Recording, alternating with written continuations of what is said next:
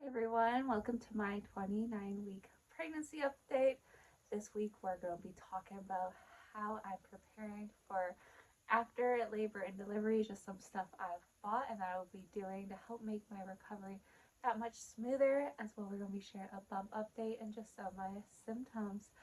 And I think this is just going to be a very helpful video, so make sure you're subscribed so you don't miss out on any future content, and you thumbs up this video. So if you have any tips and suggestions on how you took care of yourself after labor and delivery to help with your recovery, please let me know, because I'm always open to new ideas. This is my fourth baby and I do plan on doing things a little differently. My last labor and delivery, I had a bit more of a difficult recovery, so there's some steps I think I'm going to do just to help make that process go a lot smoother. I'm also going to be talking about stuff I typically do to help that might also give you guys some tips and tricks. So let's get started. Let's talk about what I'll be doing after delivery. So I will be making some Padsicles, and you might be wondering, what are Padsicles? So basically you just open up your pad, you drip some bottled water, my preference. You could use tap water. I prefer more purified water, so I'm just going to be dripping it along the pad, and then I'm going to be putting some natural non-colored aloe vera gel on the pad, because this is going to help a lot with inflammation, soothing, helping that swelling, because it's going to get nice and cool and it's just going to feel really great. I've heard that it's very beneficial, especially for the skin. If you do have any like rips or tears, it's going to feel really nice, because you do tend to have some swelling after a vaginal delivery, which is the only type of deliveries I've personally had. So I think this is going to feel really nice. My guess is further along into your C-section recovery, this will probably also help with that scarring. So definitely talk to your doctor about that, but I know this is a really great all natural treatment. So I will be just adding that onto the pad, smoothing it all over, rolling it back up and putting it in a freezer bag, and then I'm just going to have my spouse pick those up for me so I can use them at the hospital, and I'll have some at home as well. And when you make those, make sure you are using the jumbo pads, because you're just really swollen all over down there.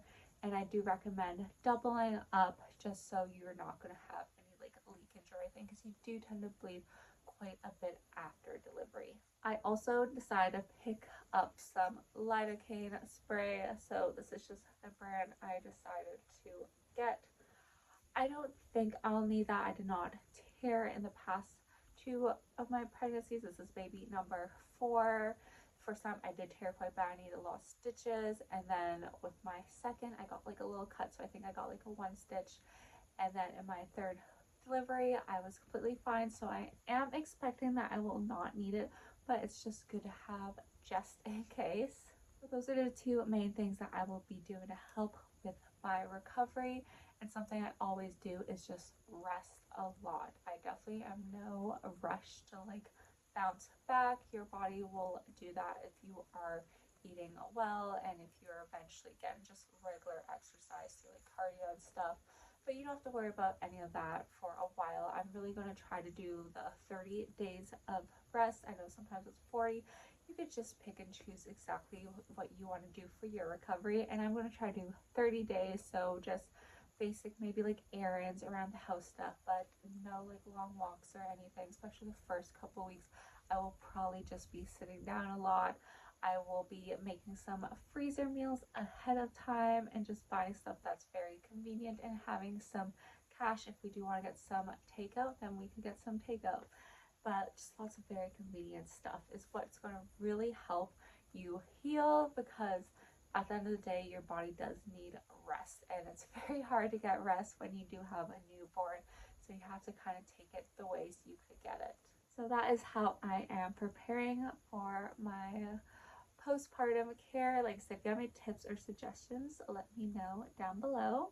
As for pregnancy symptoms, I am starting to sleep a lot better. My body's just really getting into that rest mode as baby is growing. I do feel baby all over. They are still turning around, so they haven't really settled into that head down position yet, which I am a little nervous about, but apparently babies are just a little bit smaller, so I think they just have a bit of extra room. Overall, I am feeling really great, and I do deal with some aches and pains now and then. You could check out my previous video on how I deal with like Braxton Hicks contractions and achy hips and all that.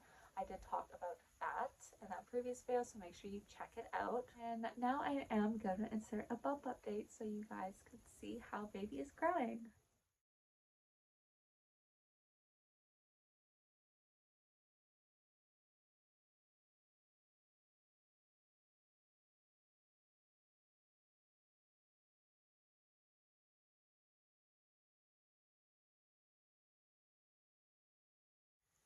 So baby is measuring right on track as usual. Like I said, just a bit on the tire side, but the fundal height and everything is all good. And I have gained some weight previously, but I believe I'm up several pounds. So baby is gaining basically where they should. So I am a think a few pounds under, but that's pretty normal, nothing crazy.